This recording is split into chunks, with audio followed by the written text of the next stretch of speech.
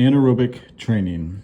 This section discusses the contributions of various energy systems to anaerobic training, methods and modes of anaerobic training, and adaptations to anaerobic training, including neuro, muscular, and cardiovascular adaptations, as well as changes in body composition and bone and connective tissue brought about by anaerobic training. Energy systems. There are two primary anaerobic energy sources, the phosphagen system and glycolysis, also called anaerobic glycolysis. While these two energy systems provide most of the energy used in anaerobic activities, aerobic metabolism also plays an important role in maintaining power output and recovering energy stores. The contribution of each energy system depends on exercise parameters such as intensity, duration, and rest interval. 8.1. In general, short duration, high intensity activities with long rest periods rely heavily on the phosphagen system, while longer, less intense exercises with shorter rest periods relies more on the glycolytic system.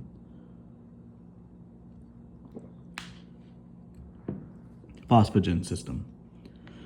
The phosphagen system provides the high energy phosphate compound adenosine triphosphate, ATP. ATP and creatine phosphate are the major phosphagens. ATP molecules are found in muscle near the heads of the myosin filament, making ATP immediately available to muscles cross-bridge myosin heads so that detachment from actin can occur, and cycling of the heads, according to the sliding filament theory, can continue at the rate needed to produce the power output required by the sport. Thus, the energy needs of fast and powerful movements are met by the phosphagen system. In exercising muscles, ATP concentration does not decrease in proportion to the demand for ATP because the products of ATP hydrolysis, adenosine diphosphate, ADP, inorganic phosphate, and hydrogen ions all participate in another reaction with creatine phosphate, CP, to reform ATP. Here again, we see how creatine supplementation helps to provide more building blocks, creatine, which lead to higher concentrations of CP in the muscle, which in turn help to provide more immediate ATP energy needed for strength and power performance.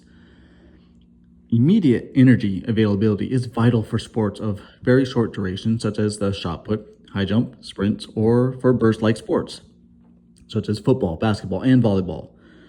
Maximal power skills often must be performed within the context of a highly aerobic and glycolytic physiological environment. However, such as during a marathon when the runner is faced with a final kick to finish the line in a close race, or when performing a takedown in the third period of a wrestling match, when blood lactate concentrations may be at 19 millimoles per liter, this demonstrates the importance of recovering high energy phosphates, buffering acidic conditions, and training programs that integrate the two metabolic systems to meet the sport's demands. Training programs enhance the content of phosphagens in the muscle. Increases in ATP and creatine phosphate occur only in muscles being trained, and training activities of higher power output produce larger gains in the muscle phosphagen content. Glycolysis. The next source of ATP energy is glycolysis. Glycolysis is essentially the breakdown of glucose to pyruvic acid and the conversion of this immediate to lactic acid. The resultant lactate and hydrogen ions in the muscle affect muscle contraction and cause fatigue. By interfering with the cross-bridge interactions of actin and myosin, changes in the acid-base status, calcium ion function. Pyruvic acid can also be converted to acetyl-CoA and enter the aerobic energy pathway. If it is converted into lactic acid, the metabolism is then considered anaerobic. Carbohydrates, glucose, pass through the glycolytic cycle of reactions and end up being used in either aerobic or anaerobic metabolism. Some texts use aerobic glycolysis to mean the transit of glucose through the glycolysis without conversion to lactic acid, and thus the term anaerobic glycolysis refers to glycolysis with lactic acid as an end product. The series of reactions needed to break down glucose to lactic acid requires more time for energy production than the phosphagen system, because glycolysis requires only a small number of chemical reactions involving glucose that take place inside the muscle cell. However, it is the next most readily available source of ATP, but the cost of relying on this metabolic source to keep the power output is high is the production of lactate and hydrogen ions, which eventually can contribute to fatigue and lower power outputs. Anaerobic glycolysis is instantly initiated with intense exercise and contributes more and more to the energy demands as the duration of the activity extends beyond the initial first several seconds, and power output is desired to be maintained at maximal levels. The development of very high concentrations of lactate in the blood, greater than 8 millimoles per liter, is not due to higher levels of glycolysis, but rather to a higher contribution on aerobic metabolism during high-intensity activity that allows glycolysis to maintain its contribution to total energy production while accumulation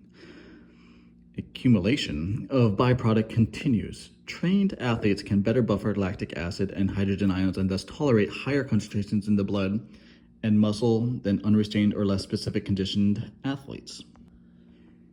Physical tolerance for intense exercise can be developed by anaerobic training. This is especially true for training protocols in sports that dramatically disrupt the acid-base balance in the body through high concentrations of lactic acid and hydrogen ions. Wrestling, or 400 meters or 800-meter sprint races, a dramatic training effect in athletes is the ability to tolerate acid conditions in the muscle. Training the body's ability to buffer acidic conditions and maintain acid-base balance takes about 6 to 8 weeks of anaerobic workouts that dramatically elevate the muscle and blood lactate concentrations and allow an intra- and intercellular buffering mechanisms to adapt. Lactic acid buildup continues to decrease in muscles, 7 to 6.4, and blood, 7.4 to 7 pH. The acidity of the muscle moves from a pH of 7 to 6.4, and concomitantly in the blood from 7.4 to 7. After intense exercise or during certain sports, repeated sprint intervals, wrestling, or an 800-meter race, reduced pH and affects the muscle's ability to maintain force production at high power outputs. Blood pH values as low as 6.9 have been observed in elite anaerobic athletes. The ability to tolerate such demands improves with training as the body adapts to the acidic environments in the muscle. The blood and muscle buffering capacities of the body are increased with anaerobic training as hydrogen ions are neutralized into weak acids. Training gradually exposes the muscle to the lower pH environment, and adaptations are important to allow the athlete to compete under such conditions. This ability to tolerate high lactic acid concentrations is seen as the body buffers a greater amount of the acid and the muscle performs more effectively.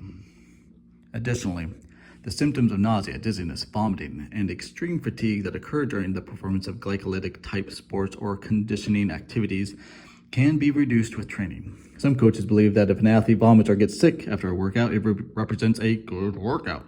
Nothing could be farther from the truth. Such symptoms at the end of a workout indicate that the athlete is sick, and there has to be a serious mistake in the progression rate of the exercise stress.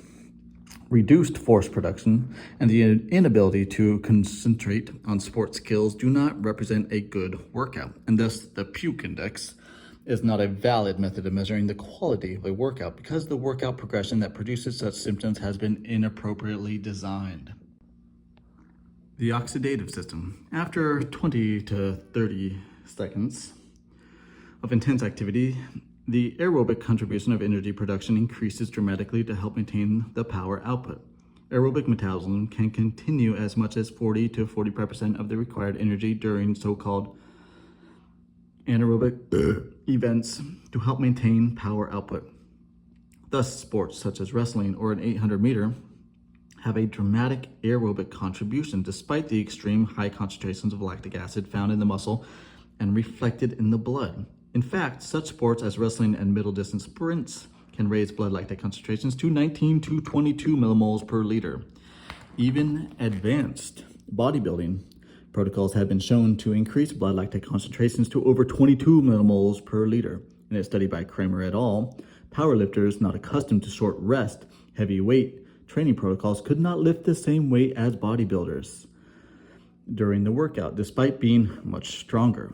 This demonstrates the dramatic impact of lactic and hydrogen ions in muscle force production and the importance of training specificity for buffering acidic conditions. Interestingly, the athlete would not be able to produce such high concentrations of lactic unless aerobic metabolism sources allowed anaerobic glycolysis to continue for a longer period of time due to the intermittent rest periods allowed in such training sessions.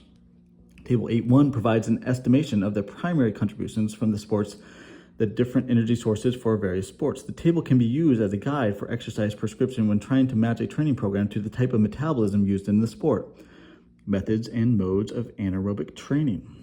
Anaerobic training involves a wide range of training methods and modes of exercise. Sprint workouts, stair running, plyometrics, strength shortening, cycle activities, as well as climbing are just a few of the training activities that can be used in an anaerobic exercise protocol. From the previous discussion, it should be clear that the certain anaerobic training programs, aerobic metabolism is highly involved and therefore trained in the process. The types of programs used by Olympic weightlifters are primarily related to the strength and power development. Other types of programs for bodybuilders and athletes in other sports may have some similar characteristics related to power development, but are designed to meet the needs for muscle mass and specific sport skills. Thus, training goals and specific protocols play a key role in the adaptation response to resistance training. Some anaerobic training programs that concentrate on the phosphagen system, sprints, plyometrics, are typically under 10 seconds in duration and provide almost complete recovery in 5 to 7 minutes. So lactic acid does not accumulate to any large extent, and athletes can perform maximal intensities. This type of training, which enhances speed and power development, depends greatly on optimal neural recruitment for maximal performance, which requires recovery. Speed and power cannot be developed when athletes are performing the skills in a fatigued state. Thus, some training sessions must be performed where athletes are fully rested between exercise bouts to optimize neural performance.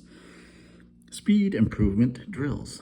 Maximal motivation and quality of training, taking needed rest, are vital to the success of the workout. Unlike training that focuses on the phosphagen system, glycolytic conditioning, training to enhance acid buffering mechanisms has shorter rest periods and performances at less than optimal speed and power output.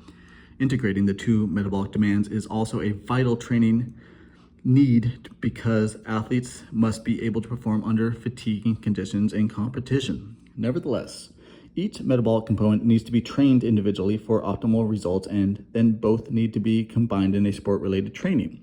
This is part of the art of integrating training programs for athletes. The aerobic system is not typically involved in sustaining the actual training activity, but is more involved with recovery of energy stores. The amount of ATP and creatine phosphate resynthesis from all metabolic sources is important in interval-type training. The duration of the rest period is a vital factor.